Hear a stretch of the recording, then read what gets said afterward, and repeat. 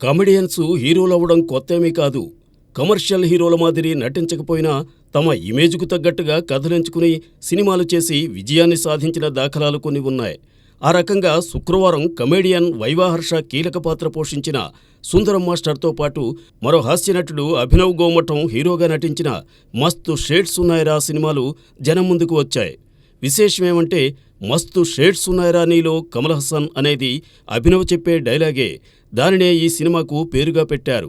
మరి ఆ మస్తు షేడ్స్ ఈ సినిమాలో ఉన్నాయేమో చూద్దాం. మనోహర్, అభినవ్ గోమటం, శివ, మోయిన్ చిన్నప్పటి నుండి ఫ్రెండ్స్. తండ్రి హఠాన్మరణంతో మనోహర్ చదువు మధ్యలో ఆపేసి పెయింటర్గా మిగిలిపోతాడు. కొండపల్లి అనే గ్రామంలో వాల్ పెయింట్ చేస్తూ జీవితాన్ని గడిపేస్తుంటాడు.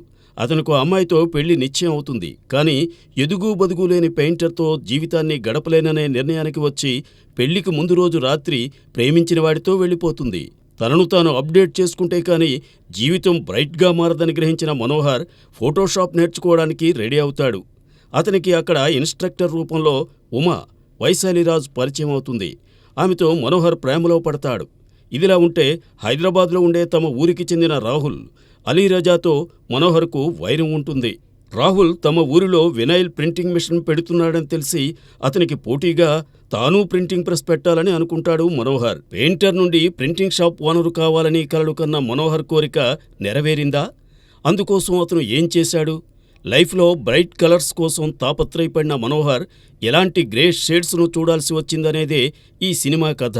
ఓ చిన్న పాయింట్ను తీసుకుని సహజత్వానికి దగ్గరగా తెరకెక్కించే ప్రయత్నాన్ని దర్శకుడు తిరుపతిరావు చేశాడు. కథను చెప్పడంలో నిజాయితీ ఉంది. అయితే దానిని ఆసక్తికరంగా మలచడంలో మాత్రం దర్శకుడు విఫలమయ్యాడు. బహుశా పరిమితమైన బడ్జెట్ దానికి కారణం కావచ్చు. ఎందుకంటే ఈ సినిమా ప్రారంభం నుండి ముగింపు వరకు మేకింగ్లో ఎక్కడా క్వాలిటీ అనేది కనిపించదు. ఏ విభాగంలోనూ సాంకేతిక నిపుణులు తమదైన ముద్రను వేయలేదనిపిస్తుంది. మరి ముఖ్యంగా నేపథ్య సంగీతం సరిగా సింక్ కాలేదు. చాలా సౌండ్స్ డిస్టర్బ్ చేస్తాయి. ఫైల్ షాట్స్ కూడా అనేకం కనిపిస్తాయి. కలర్ గ్రేడింగ్ విషయంలోనూ మేకర్సు జాగ్రత్తలు తీసుకోలేదు. అన్వర్ సాదిక్ రచన, రాధామోహన్ గుంటి మాటలు పర్వాలేదు. సంజీవ్ సమకూర్చిన బాణీలు బాగానే ఉన్నాయి. సహజత్వానికి దగ్గరగా సినిమా ఉందని ప్రేక్షకుడు తనకు తాను సమాధాన పడాలి తప్పితే పల్లెటూరులోని సన్నివేశాలు, వాటి చిత్రీకరణ ఏ విధంగానూ ఆహ్లాదానికి గురిచేయవు. ఎలాంటి కొత్త అనుభూతిని కలిగించవు. దీనికి తోడు ఎంచుకున్న పాయింట్ చిన్నది కావడంతో అవసరం లేని సన్నివేశాలను చాలానే చొప్పించారు. అవన్నీ ప్రేక్షకుల సహనాన్ని పరీక్షిస్తాయి.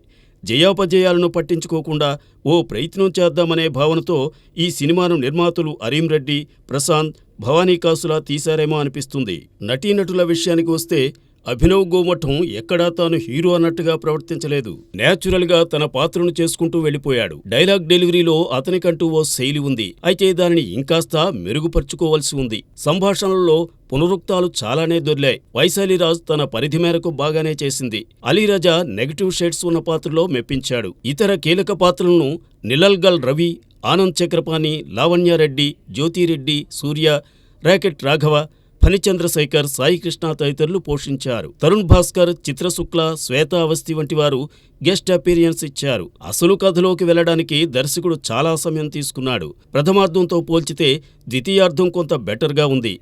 క్లైమాక్స్ ఆకట్టుకుంటుంది. అభినవ్ గోమటం కామెడీ టైమింగ్ను ఇష్టపడేవారు ఈ సినిమా ఆస్వాదించగలరేమో కానీ మిగిలిన వారికి నచ్చడం కష్టమే.